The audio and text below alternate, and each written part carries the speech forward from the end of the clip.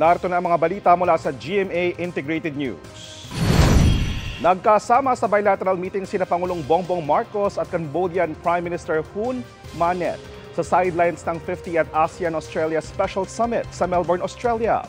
Kabilang sa mga opisyal ng gobyerno na kasama sa pulong ay sina House Speaker Martin Romualdez, National Security Advisor Eduardo Año, Communications Secretary Cheroy Garafil, AFP Chief of Staff Romeo Bronner Jr. at iba pang opisyal.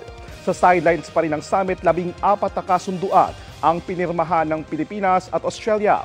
Ayon kay Trade Secretary Alfredo Pascuala, abot sa $1.5 billion ang investment na yan sa iba't ibang sektor. Yes.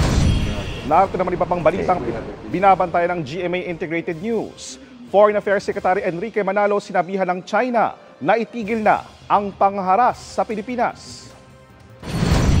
ERP Gabriela Silang idineploy ng PCG sa Batanes at Philippine Rice para sa 2 linggong misyon. At halos buong bansa kasama ng Metro Manila magkakaroon ng maayos pero maalinsangang panahon.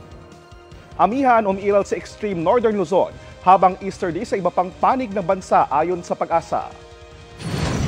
Para sa mas malaking misyon at mas malawak na paglilingkod sa bayan, ako po si JP Soriano ng GMA Integrated News, ang News Authority ng Pilipino.